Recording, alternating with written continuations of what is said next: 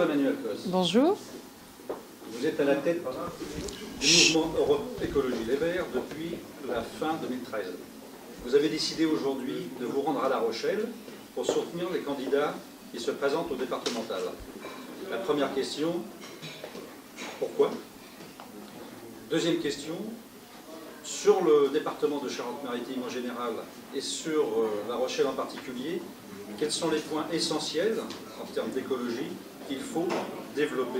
Alors la première chose, pourquoi je suis venue ici? Tout simplement parce que les candidats d'Europe Écologie Les Verts m'ont invité et m'ont fait ce plaisir en me disant ça serait bien de pouvoir bénéficier de ton soutien. Et moi je suis ravie aujourd'hui qu'ils soient si nombreux à être présents quand même dans le département. On a plusieurs candidatures. Le second point sur les points importants de cette campagne, la première, c'est de faire entrer l'écologie dans le département de Charente-Maritime. Et je pense que c'est quand même un enjeu important. Et ensuite, de vraiment écologiser l'ensemble de ces politiques. Et on sait que le combat va être difficile et long. Il y a aujourd'hui beaucoup de nos représentants qui sont dans des communes, notamment à La Rochelle, mais pas que, qui essaient vraiment de porter ces questions-là. Et je pense que dans un département qui est si touristique, qui doit répondre en même temps à des besoins de développement économique, au maintien des populations locales, à la question de l'urbanisation, de la spéculation immobilière, qui sont quand même des enjeux très forts, mais aussi en même temps au maintien de l'agriculture et notamment au développement de l'agriculture biologique. Tout cela, ce sont des sujets qui sont quand même au cœur de notre campagne et que justement nous voulons développer. Et puis il y a évidemment l'ensemble de la question liée à la solidarité. Les écologistes notamment sont très présents sur les questions de précarité, notamment la précarité énergétique. C'est aussi évidemment un sujet en milieu rural et je pense qu'il y a de quoi faire en termes de rénovation de logements dans ce département, notamment pour des personnes qui ont des très faibles revenus. Et ça me semble être des politiques essentielles à ce département.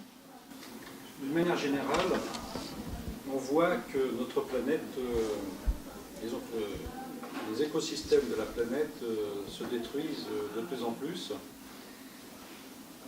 Dans le même temps, on voit que votre mouvement n'arrive pas à vraiment décoller. Est-ce que vous pensez que tout ça, c'est dû plus au fait d'un système qui est orienté sur l'argent, sur le profit, ou alors dans d'autres directions? Qu'est-ce que vous en pensez? Bon, déjà, ce qu'on peut voir, c'est que notre société avance beaucoup sur la compréhension des maux de la planète et du dérèglement climatique. Ça, c'est une réalité, y compris dans notre société. Il y a une éducation quand même, ce qui se fait depuis 30 ans, notamment au milieu associatif, mais aussi de la part des élus écolos, a porté ses fruits. En tout cas, on voit une évolution forte. Après, vous avez raison que notre parti n'est pas aussi majoritaire qu'on aimerait qu'il le soit, y compris dans d'autres pays, y compris en Grande-Bretagne. Aujourd'hui, les écolos sont montés en puissance de manière plus importante. Mais je crois que c'est lié aussi à nos difficultés à présenter en fait nos propositions qui, je pense, sont nécessaires et en même temps portent en elles quelque chose de très angoissant. Parce qu'en gros, nous sommes en train de dire tout simplement qu'on ne peut pas continuer à vivre comme on l'a fait, que le modèle d'après-guerre en fait qui a été développé en France ne peut pas se poursuivre, qu'on doit réfléchir sur nos modes de vie, sur notre développement économique, et donc on impose aussi une remise en question très forte. Et c'est très dur. C'est très dur de faire de l'adhésion quand vous ne rentrez pas dans la démagogie et sans vouloir porter des mesures angoissantes, vous expliquez qu'il va falloir qu'on fasse un chemin ensemble. Je pense que ça explique ça en partie, et peut-être aussi, deuxièmement, notre difficulté parfois à faire de la pédagogie, à montrer que c'est possible. Et aujourd'hui, c'est ça aussi qu'il faut dire. C'est possible de lutter contre la pollution atmosphérique, c'est possible de réduire les causes de mortalité, c'est possible de travailler contre les perturbateurs endocriniens. Mais pour ça, ça exige des mesures importantes et des développements autres. Et puis l'autre chose, c'est que les écologistes en France, ce qui les a réunis depuis le début, c'est aussi la lutte contre le nucléaire. Il faut dire les choses telles qu'elles sont. Nous tous et toutes avons été biberonnés par l'énergie nucléaire depuis les années 60. Et donc, on s'attaque aussi à un lobby énergétique qui est extrêmement fort. Et pourtant, là, on est en Charente-Maritime. Je n'ai pas besoin d'expliquer la capacité de faire de l'énergie avec le vent, avec la mer, avec le soleil. Et aujourd'hui, l'avenir, c'est aussi les énergies renouvelables. Mais ça veut dire aussi qu'on est dans un monde différent.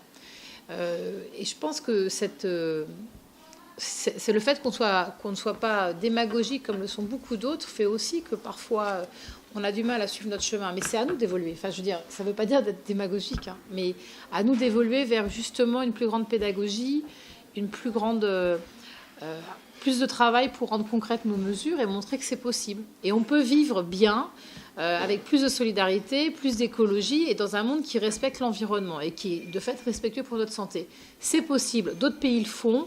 Et je pense que la France aujourd'hui, elle a vraiment une évolution à faire qui est importante. Mais là, c'est l'année de la conférence sur le climat qui aura lieu en France. Et je crois que justement, c'est une année formidable pour nous parce que c'est un moment où on va pouvoir discuter de tous ces sujets-là d'un point de vue médiatique, dans les écoles, avec les amis. Et ça permet aussi justement que chacun puisse comprendre, ouvrir les yeux sur le sujet et se dire aussi qu'il peut agir à son niveau.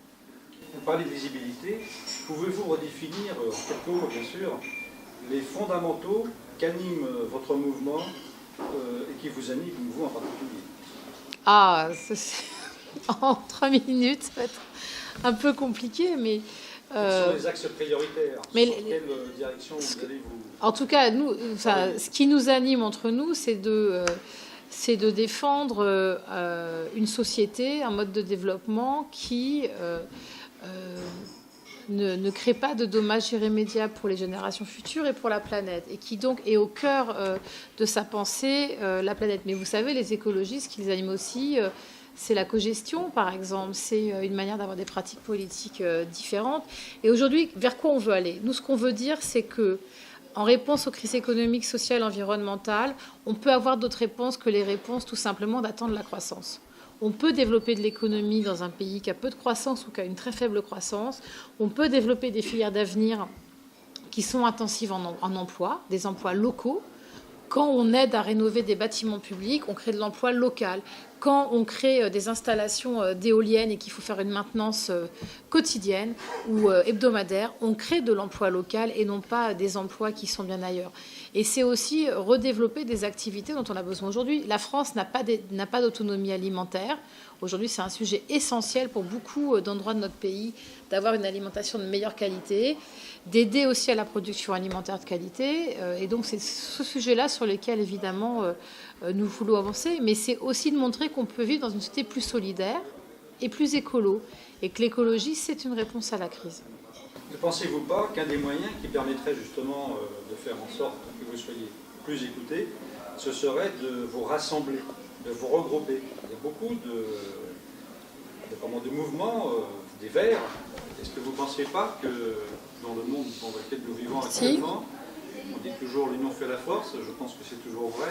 Est-ce que vous ne pensez pas que ça serait justement maintenant des bons moyens pour avoir une meilleure visibilité et surtout d'être plus entendus? Écoutez, ce qui est certain, c'est qu'en 2009, qu'on a fait des très bons scores aux élections européennes et puis derrière aux élections régionales et cantonales, c'est aussi parce que les écologistes avaient beaucoup évolué et avaient fait le choix d'un rassemblement et d'aller au-delà du parti des Verts. Et moi, je suis le produit de cette histoire. Hein. Je n'avais pas adhéré à un parti politique avant 2009, donc il faut dire les choses telles qu'elles sont. Et aujourd'hui, de toute façon, je pense qu'il faut qu'on arrive à resserrer les liens entre les écolos. Les écolos qu'il y a dans plusieurs partis, mais aussi ces écologistes qui sont dans le monde associatif, dans le monde militant, et qui ont parfois une distance avec la pratique politique, et pourtant avec lesquels on est exactement dans les mêmes combats. Et ça me semble évidemment essentiel qu'on arrive à redonner cette force-là, et de dire aussi que l'écologie, elle n'a pas à se fondre ni dans le socialisme, ni dans le communisme, ni dans d'autres formes politiques. Et je pense que c'est extrêmement important, parce qu'aujourd'hui, on a besoin de se serrer les coudes. On a besoin de se serrer les coudes parce que... les avancées que nous gagnons dans pas mal de sujets, elles sont aussi contrecarrées très souvent par des lobbies économiques très forts qui, eux, n'ont aucun intérêt à ce que l'écologie soit plus importante dans ce pays et même dans le monde. Et il me semble important qu'on aille plus loin. Mais bon, après, c'est des constructions qui sont pas si simples que ça. Hein, il faut dire les choses telles qu'elles sont. Même si, au fil du temps, on a quand même réussi à agréger de nouveau des gens qui font partie de cette famille large qu'est celle de l'écologie. Merci d'avoir répondu à mes questions. Merci beaucoup.